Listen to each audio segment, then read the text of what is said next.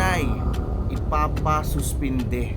Ano nga ba ang dapat nating malaman kung bakit may mga ganitong suspension?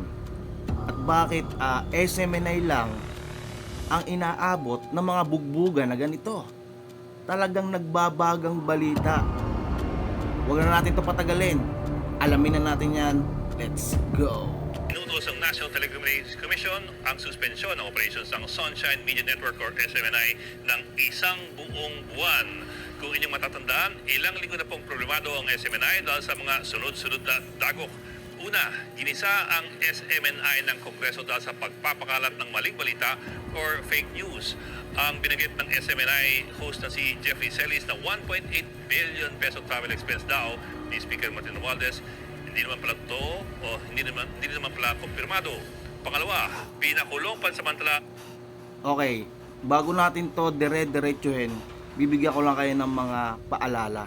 Lagi nyo tong ililigay sa inyong mga utak para hindi kayo napapaisip, at lalo sa mga ibang kababayan natin, alam naman natin na madaling makuha sa mga ganitong balita. Unang-una, yung mga nagbabalita sa ayaw mo man at sa gusto, hindi mo alam kung ano ba talaga yung binabalita ng mga yan. Pwedeng totoo, pwedeng hindi, pwedeng nadagdagan, pwedeng nabawasan, at pwedeng manipulahin. So dito sa SMNI na issue at dito sa nagbabalita na News 5, isa yan sa example sa mga TV station news broadcast na lagi nating napapanood. Merong umaga, tanghali, at meron ding gabi. Tandaan natin, meron ditong nakaligay sa screen natin ng mga key points na dapat nating malaman habang nanonood tayo ng ganitong mga issue. He who controls the media controls the mind. Ano ang ibig sabihin nito?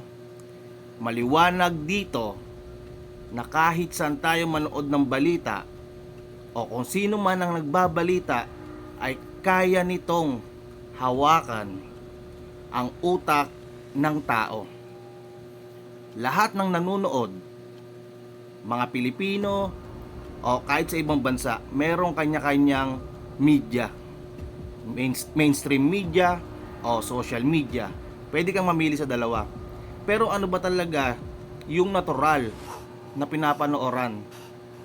Di ba ang mainstream? So dun muna tayo papasok sa mainstream. Simula pa sa mga magulang natin at kanununuan, lagi na sa kanilang hobby o lagi na nilang ginagawa sa araw-araw yung panonood ng TV. At isa na dyan yung mga balita. Kaya naman, yung mga kanununuan natin at pati yung mga susunod na generation ay maaaring mamana ito. Kaya dapat na nating tuldukan ang paniniwalang katulad nito, yung nakasanayan na kapag balita sa mainstream automatic tama. Dapat lagi tayong nangungwestiyon at lagi tayong nagko-compare. Katulad nito, isa to sa para sa akin na napakadaling pagtitimbang, pag-a-analyze kung paano malaman ang katotohanan. Kapag meron kang narinig na isang balita sa isang TV station, for example, GMA or ABS-CBN, News 5, or kahit ano pa yan, kapag merong issue at lahat sila merong balita, panoorin mo lahat ng balita sa kanya-kanyang, sa magkakaibang network. Pag napanood mo na lahat, doon ka ngayon magsimulang mag-analyze. Timbangin mo. Tapos samahan mo na ang research. Ang nangyari sa SMNI, kitang-kita sa mata ng isang taong matalino na ang SMNI ang naiiba sa lahat ng news broadcast station. Bakit? Unang-una, maaanghang ang salita. Tama naman, yung mga balita na hindi maaanghang, doon kayo magtaka. Baka sinusugar coated kayo. O baka naman, may hindi nakukuwang talagang katas dito o masustansya na dapat malaman ng Pilipino. Kasi balita nga eh. Balita. Kapag sinabing balita, kung ano ang nangyari, kung ano ang totoong issue, kung ano ang dapat iparating sa tao, maiparating ng walang pagmamanipula. Gusto ba nating bumalik sa dating panahon na kung saan yung inaakala nating mga pinagkakatiwalaang news station, dun lang tayo maniniwala? Sa panahon nga na to, nalaman natin sa generation na to na madami palang fake news. So maliwanag na nagising na tayo. Hindi man 100% ng mga Pilipino, at least 80% ng mga Pilipino to 90%, aiming to 100% sana, na lahat ay gising na. Na kaya nga may fake news, merong mga kasalanan itong mga nagbabalita, mga TV news anchor, mga news station sa TV, na meron din silang pagkakamali, at malaking pagkakamali ito dahil buong buhay ng mga tao ay napaniwala sa mga balita nila. So syempre yung mga news anchor na yan, katulad nitong nagbabalita, makakaligtas yan. Bakit? Kasi sasabihin lang yan na pag-utusan sila ng boss nila, o sino man yung owner niyan o nagmamanage niyang station na yan o yung programa na yan. So ngayon, bakit SMNI? Matagal na tayong hindi nakakalasap ng balita na totoo. Yung mga moto ng mga TV, news, broadcast media na yan, na maaanghang na balita, nagbabagang balita, para sa masa, boses ng masa, walang kinikilingan, lahat yan sila may moto. Pati yung nagbabaga yan, yung nagbabagang balita. Ang tanong, sino ba talaga ang nakapagpatunay sa mga moto na yan sa mismong programa nila? Walang ibang nakapagpatunay niyan ng moto na yan, kung ano talaga ang moto na yan, kundi ang SMNI. Diyan talaga nagbabaga ang balita, boses ng masa, para sa bayan, walang kinikilingan. Maliwanag na maliwanag yan. So yan lahat muna ang tandaan nyo at panoorin natin kung paano sila magbalita. Panoorin natin. Dapat lagi nating pag-iisipan. Padoy, dahil hindi nagustuhan ng House Committee ang kanilang inasal sa hearing. Pangatlo, nagbanta ang mga kongresista na i-revoke ang prangkisa ng SMNI dahil sa mga nakita raw na paglabag ng broadcast network. Pang-apat, sinuspinde ng Movie and Television Review Classification Board or MTRCB ang dalawang programa ng SMNI ng 14 na araw. Higit sa lahat, ang isa sa mga programang pinasuspinde ay ang mismong programa ni dating Pangulong Rodrigo Duterte, ang Gikan sa Masa para sa Masa. Ang dating pinakamakapangyarihan sa buong bansa, ang dating may hawak ng pinakamalaking supermajority sa Kamara, nasuspinde ng review board ng 2 linggo. Pero ito po ang pinakamatindi. December 19, 2023, inutos ng NTC ang isang buwang suspensyon ng buong broadcast network. Ito marami sa ating mga Pilipino hindi ito nakikita. Hindi ito nakikita. Kapag ang nagbabalita o isang speaker o kahit commentator, news anchor o kahit sino man yan, basta pinapanood mo na nagbibigay ng isang mensahe o isang balita, tatandaan natin na pwede niya yang laruin. Pwede niya yang laruin. Play the words. Words play. Pwede niya yang i-twist at iba pa, madami. Gaya ng nandito sa isa nating nakalagay sa screen. Basahin natin yan no, dito sa taas. If you're not careful, the newspapers will have you hating the people who are being oppressed and loving the people who are doing the oppressing. Ano ang ibig sabihin nito? Hihimayin ko na sa inyo para ma-deliver natin sa tao ang napakalinaw kung ano ang ating sinasabi dito sa ating dito sa binasa natin. Mag-iingat daw tayo, maging maingat sa pakikinig, pagbabasa. Nakaligay lang dyan newspaper, no? Baka meron pa rin hindi makagets niyan. Walang pinagkaiba yan sa TV o social media man yan or sa news katulad ng mga pinapanood nyo araw-araw. Dapat tignan natin yung mga pananalita nila, yung way kung paano nila dinideliver yung salita. Diyan nga pumapasok yung sinasabi ko na pwede nilang i-twist or pwede nilang i-highlight yung gusto nilang pasamain. At pwede rin diyang i-highlight kung sino ang gusto nilang maging good shot o maging magandang imahe. Depende sa interest nila. Depende kung sino ang gusto nilang pabanguhin. At depende sa pananalita nila kung sino ang gusto nilang palabasin na masama. Kita nyo, salita pa lang, mapapakita na nila sa tao kung sino ang masama at kung sino ang mabuti. So kapag napakinggan mo kung paano magsalita ang mga news anchor katulad ng papanoorin natin na to, maririnig mo sa tenga mo mismo na sa salita pa lang na meron ng kakaiba. Diyan pa lang makikita nyo na. Kaya dapat maging aware ang mga Pilipino. Hindi lang basta makinig, dapat makiramdam. At hindi lang basta makiramdam, gumawa ng sariling pagsusuri. So i-check pa natin para mahimay natin at baka hindi meron pang mga ibang kababayan natin na hanggang ngayon hindi pa rin gising sa katulad nito na napakalumang tactics na. Let's go. Dahil sa mga paglabag umano sa prangkisa nito ayon sa Kamara.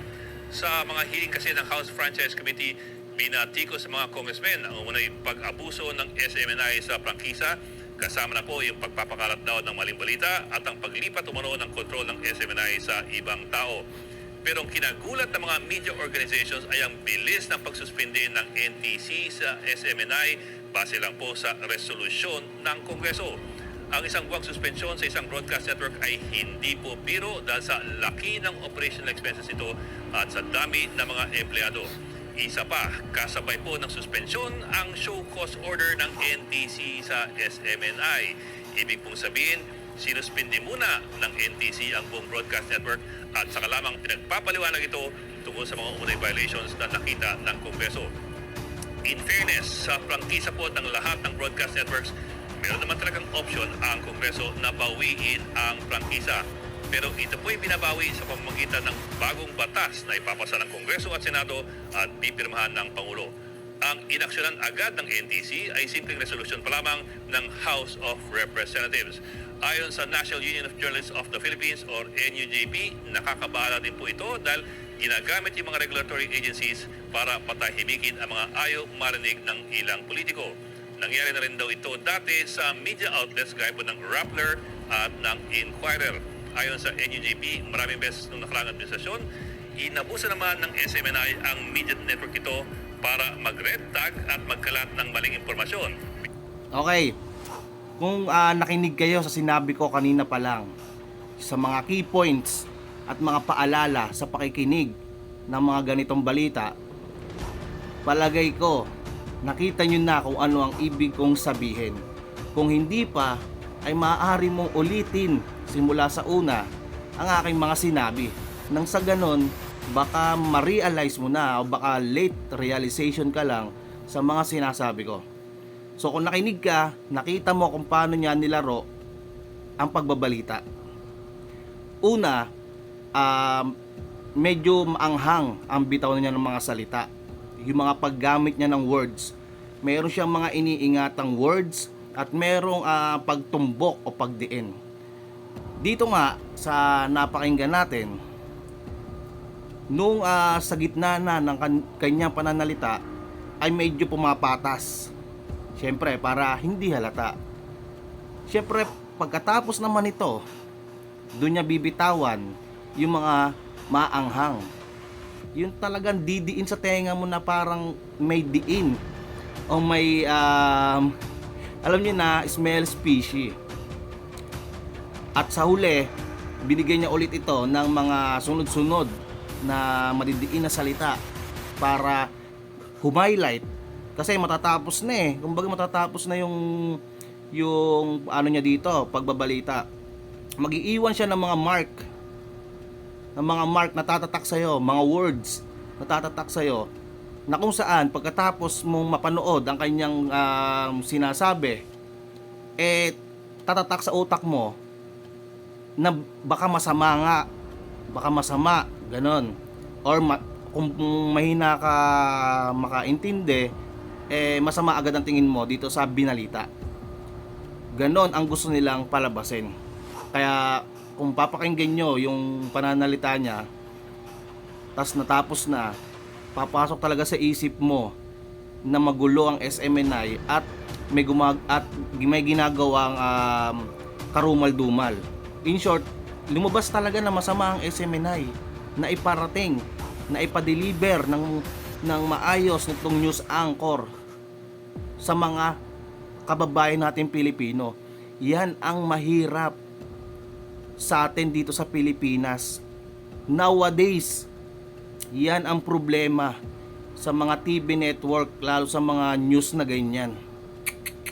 Sad to say, nilalaro lang kayo sa mga salita, minamanipula ang mga balita. Balita na yan ha, balita. Kaya naman ang SMNI, puro maanghang, talagang nagbabaga, literal na bagang balita, mainit na mainit. Kasi nga, totoo eh. Ika nga, truth hurts. Kung ano ang totoo, ibabalita. Tapos, mai-check mo sa ibang TV station, network, broadcast media, wala silang balitang ganon. Kung meron man, manipis o pahaging lang, hindi nila ilalahad ng ganong katindi, hindi nila sasabihin yung full details. Ang masama pa nun nababaluktot pa nila yan, natutwist pa nila yan, na dapat maiparating nila sa tao na masama ang balita, napapaganda pa nila. Depende sa kung sino ang politiko na yon o ma-impluwensyan tao na pwede nilang mahabulan na interest. Kasi ganun yan eh, parang ano yan eh, alam niyo yung maboteng usapan, parang ganun. Sa kanila naman, maperang usapan. Once na bigating tao, bigating politiko, ma-impluwensya, allies nila o kampi nila o relate sa kanila, basta kapit nila, kapag ito ang nagka-issue, itatawag muna nila yan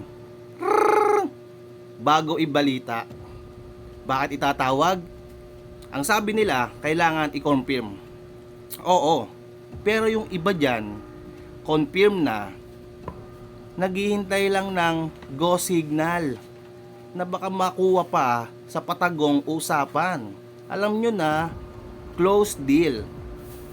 Yung SMNI kasi hindi ganyan. Kung ano ang balita, kung may nagawang krimen, may ginagawang pang-aabuso o panglalaban sa gobyerno, kahit ano pa yan, basta balita nga. Diyos ko po, pag sinabing balita, ibalita mo kung ano ang totoo. Ang SMNI nagpakatotoo sa kanilang mga sarili at sawang-sawa na sa mga kasinungalingan. Ibabalik ko tong nakaligay sa screen natin, no? He who controls the media controls the mind. Paulit-ulit niya yung basahin at iligay sa utak natin. kaya nilang kontrolin ang utak nyo. Kaya nila yang gawin. Ang SMNI, sobrang natural ng balita. Sobrang natural. Hindi ganyan isi-sugarcoat. Lahat dyan totoo. Lahat na ibabalita, walang wordplay, walang ganun. Walang kung sino i-highlight, kung sinong mga matatamis sa salita, o kaya nabalita si ganto, may issue si ganto, hindi pa nila binabalita. Walang ganun sa SMNI. Lahat ng balita dyan ilalabas. Kaya kung i-research nyo, pag-aaralan nyo yung way ng pagbabalita ng SMNI at kung sino-sino ang nire-reveal nila dyan at nilalabas na issue, dahil nga syempre kaya binabalita, merong doon problema na kailangan ma-aware yung taong bayan. Tignan nyo kung sa ibang TV station, news outlet, kung merong ganong balita sila, wala kayong makikitang parehas ng SMNI. Sa halip na ibalita nila na dapat maibalita nila katulad ng mga binabalita ng SMNI, pinipili na lang nila yung mga showbiz issue. Para nga naman hindi halata. Hanggang sa lumipas yung issue na yon, hindi na nila ibabalita. Pero SMNI, on point at napapanahon kung ano mismo ang dapat malaman ng tao, ilalabas sa SMNI. Kaya kung merong mang sinasabi silang nilabag ng SMNI, marahil baka natumbok ng SMNI yung issue o yung tao na siyang dapat ibalita, binalita nila, na sila lang ang may lakas na loob ibalita. Compare dito nga sa competitors nilang TV news outlet na walang kibo at walang paninindigan. Meron pa silang nalalaman na walang kinikilingan, pero nakukuha naman sa maperang usapan. At syempre, tatawag muna. Syempre, hindi ko na kailangang himayin na, pero sige, bigyan natin ng ibang para sa ibang level ng understanding ng iba. Alam niyo ba yung nyari na balita sa ganito, may issue, tatawag yan oy boss, nabalita pala si ganito, ganyan, ibabalita ba natin yan, i-headline ba natin yan? Syempre kung ka-alliance nga nila o boss nila o matinding politiko, bigating politiko, ma-impluwensya o oligarko, syempre hold muna nila yan. Ganito yung plano, pwede natin ganito yan, ganito na yan, ganyan na yan, para hindi magmukhang masama.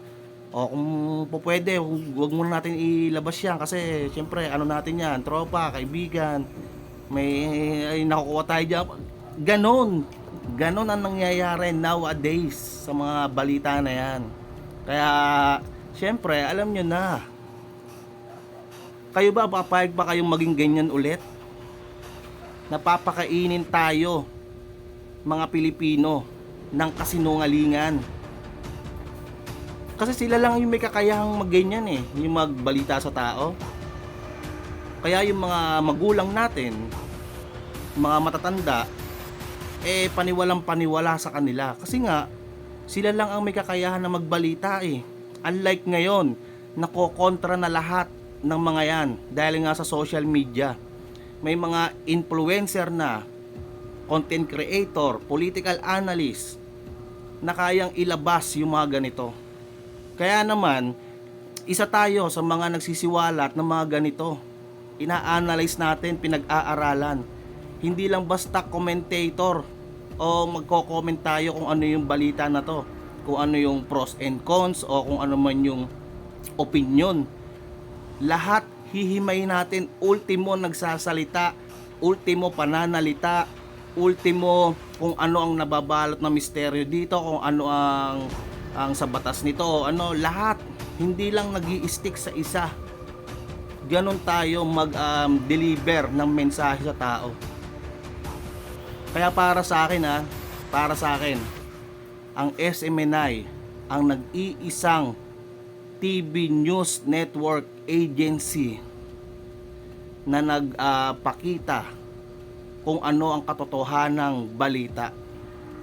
Yan talaga ang totoong definisyon ng walang kinikilingan, nagbabagang balita, boses ng bayan. At kahit ano pa yan, lahat yan, SMNI lang ang nagpatunay na kaya nilang panindigan kung ano ang mga moto nila. Kaya mag-isip kayo mga kababayan, may something kaya binubugbog ang SMNI. Porta kay Pangulong Duterte. Pero hindi naman po ito kinasuan, pero lalo pang namayagpag. Pero ngayon naman, dahil nagbago na ang ihip ng hangin, si Duterte at ang SMNI na ang nasa kabilang bakod na. Pero yun na nga ang problema ayon sa mga media groups. Ang Nasa kabilang bakod na daw. Parang pinapalabas niya dati makapangyarihan, ngayon wala na. Kasi parang ano meaning nun? Parang wala naman talaga si FPRRD. Ganyan sila magbalita. Ganyan sila magbalita. Yung hindi mo nahahalata na minamind conditioning ka na, hindi mo pa nahahalata. Ganyan ang mga nagbabalita sa atin sa mga TV station nowadays. Sad to say, pero yun ang totoo. batas ay dapat pinatutupad ng lubos at patas at hindi po nakadepende kung sino lang ang kasalukuyang nasasaktan. Dahil kung ganon, ang rule of law ay magiging weather-weather lang. So ngayon, alam nyo na. Ngayon, alam nyo na. Nakakuha kayo ng extra idea kung paano pag-aaralan ang mga nagbabalita. Dahil dapat naman talaga ang tao, ang mga Pilipino, inaangat natin yung antas ng mentalidad. Dapat inaakay natin yung mindset nila kasi sa tagal ng panahon, simula bata pa lang na nakapanood ng TV ang isang tao, isang bata, hanggang tumanda ito, na itanim na sa utak nila na iyon ay totoo o na-normalize na nila. Kaya pagdating ng panahon, kapag may kumontra sa paniniwala nila na yon, lalabas agad na masama. That's why KBTN contradicts their lies. Kokontrahin na talaga natin yan hanggat maaga para yung mga susunod na henerasyon ay hindi naman normalize yung mga ganitong example issue ng bansa na katulad nga ng pagbabalita. Makita mo lang sa TV, tama na o facts na. I-fact check mo rin syempre. Yun ang totoong ika nga kung sino ang nagtatanong, yun ang matalino. Ganun yun kasimple. So yun, para sa inyo yan, syempre, yan naman talaga lagi natin ang topic, magbigay ng maayos na mensahe, matulungan ng mga tao sa kanilang pangunawa. Kaya bumababa tayo sa different level of understanding. Alam naman natin yan, iba't ibang Pilipino, iba't ibang tao, iba-iba yung level of thinking and level of understanding. Kaya lumalagay tayo sa gitna para akayin lahat at madala doon sa point na lahat ng flow maintindihan nila, makasabay man lang o magets nila. Ganun tayo, no? Kaya think and analyze. So yun lang, hanggang sa mga susunod na issue, mga topics, hihimay-himay natin yan dito sa ating channel. Salamat sa mga sumusuporta at yung mga gustong mag-share. Kayo na pong bahala dyan, bonus nyo na po yan para sa akin. So yun, magandang gabi at mag-noche buena na kayo. Maraming salamat. Let's go!